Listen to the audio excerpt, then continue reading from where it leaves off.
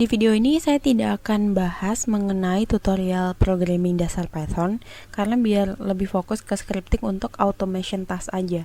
Mungkin pada kesempatan yang lain bisa saya buatkan video tutorial Python, tapi untuk waktunya belum bisa ditentuin ya. Kalau misalkan ingin belajar dulu tentang Python Basic Programming, bisa ke beberapa channel seperti channel Sekolah Coding untuk yang bahasa atau CS Dojo untuk yang English. Pilihan website belajar tuh lebih banyak sih, ada Witry School, terus Learning Python, atau nanti saya kumpulin aja di description box ya. Oke, di video pertama ini kita mau bahas tentang regex.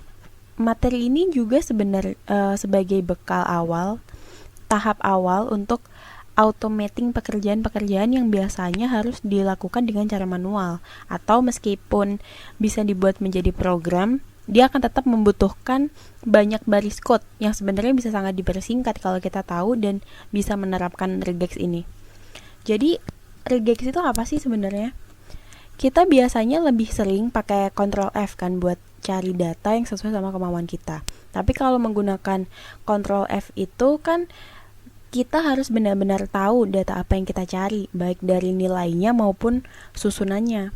Misal kita cari 3 digit angka. Ternyata angka yang ada di dalam sebuah teks adalah angka 1, 2, 3. Kita harus benar-benar tahu urutannya.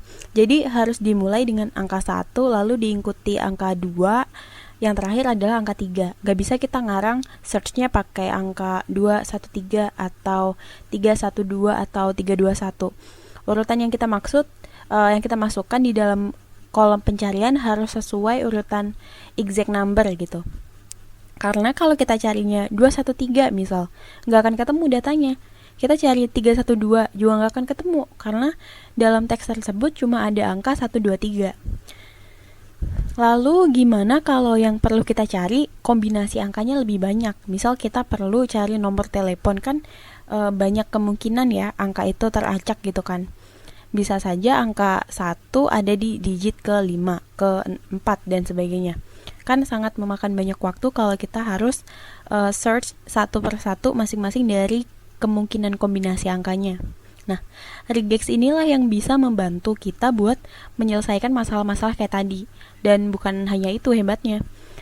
Misal kita mau cari kata atau angka dengan format tertentu, misal tanggal, terus nama depan, nama belakang, nomor telepon, alamat email, dan sebagainya tuh juga bisa kita pakai regex. Oke, kita langsung masuk ke materi regex aja ya. Kita sebagai manusia yang pekerjaannya nggak cuma 1 atau 2 aja, pasti lebih tertarik belajar sesuatu kalau kita tahu apa yang kita pelajari ini akan membantu kita untuk save more time, untuk bisa doing other tasks gitu kan. Jadi tahap paling mudah untuk memahami kelebihan dari regex supaya kita semangat belajarnya adalah dengan cara membandingkan. Jadi kita coba bikin program yang bisa mendeteksi nomor telepon yang terdapat dalam suatu teks. Anggap aja teksnya panjang dan ada banyak kalimat, kalau misal di total ada 10 halaman. Di dalamnya bisa jadi ada 3, 4 atau lebih nomor telepon yang harus kita temukan.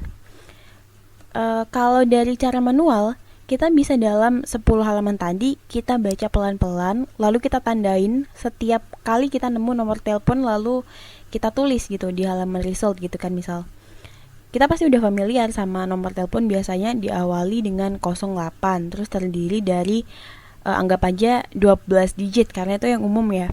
Meskipun ada juga yang 10, 12, 10, 11, 13 digit, tapi untuk contoh ini kita pakai nomor telepon dengan awalan 08 dan memiliki 12 digit angka, yang tiap 4 digit angka dipisahkan dengan tanda dash.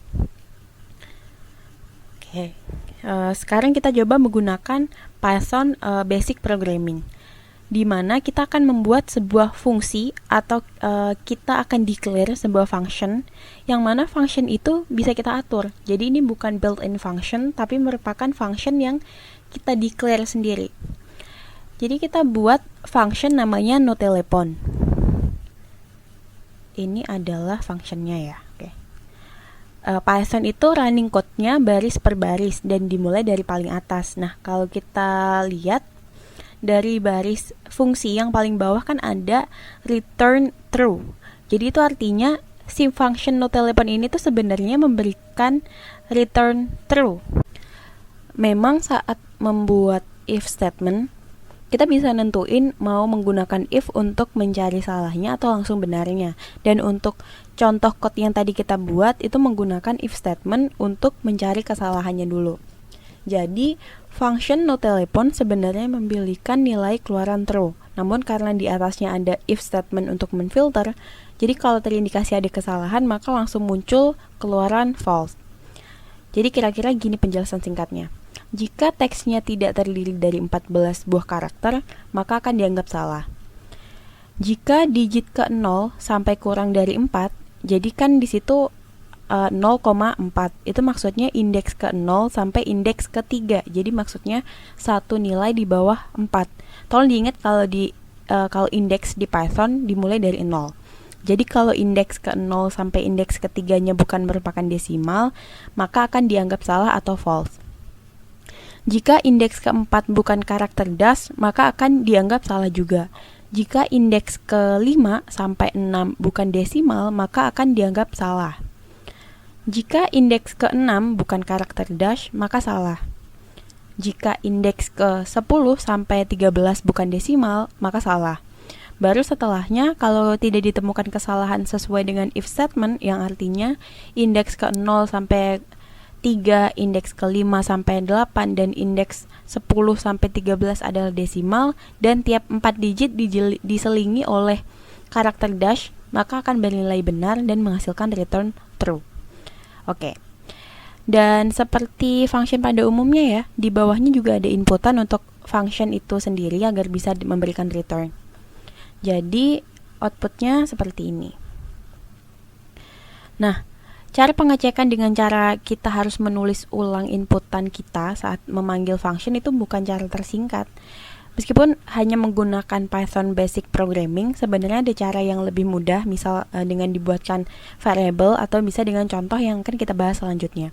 Tapi karena kita mau lihat dulu pengecekannya seperti apa, jadi nggak apa-apa mulai dari yang bisa jadi terdapat code smells. Mungkin kalau yang belum tahu apa itu code smells bisa dipelajari juga karena macam code smells itu banyak banget dan cukup penting juga untuk dipelajari supaya code yang kita buat tidak memakan banyak memori, juga supaya lebih mudah saat problem solving dan runtime. Banyak sih keuntungan kalau kita paham code smells ya, supaya aplikasi, sistem atau script yang kita buat tidak mempunyai code yang banyak sampahnya. Ini juga kenapa kita perlu tahu regex karena bisa sangat mempersingkat code. Oke, kira-kira seperti ini yang lebih ringkasnya. Jadi kita juga bisa pakai teks yang lebih panjang, tapi tetap bisa cari nomor telepon seperti halnya contoh yang sebelumnya tanpa perlu tulis ulang apa yang mau kita cari. Nih, di mana pada bagian looping yang menggunakan for loop, di situ ada variabel cari yang value-nya akan diambil dari hasil memotong 14 karakter pertama yang akan terus berubah karena variabel i itu kan akan mengambil nilai dari variabel teks yang mana akan terus berubah. Perubahan yang dimaksud adalah nilai dari i akan selalu bertambah sesuai dengan hasil dari pencarian yang dilakukan oleh function notelepon yang ada di if statement di bawahnya. Karena bisa kita lihat di bagian for loop ada in range length dari teks yang maksudnya adalah panjang dari teks. Jadi selama pencarian yang dilakukan oleh function notelepon belum bernilai true, maka akan dicari terus 4 karakter yang sesuai dengan karakteristik dari nomor telepon. Simulasi untuk variabel cari seperti ini. Ya. Jadi nilainya akan berubah-ubah sampai ketemu 14 buah karakter yang sesuai, yaitu 12 digit angka ya.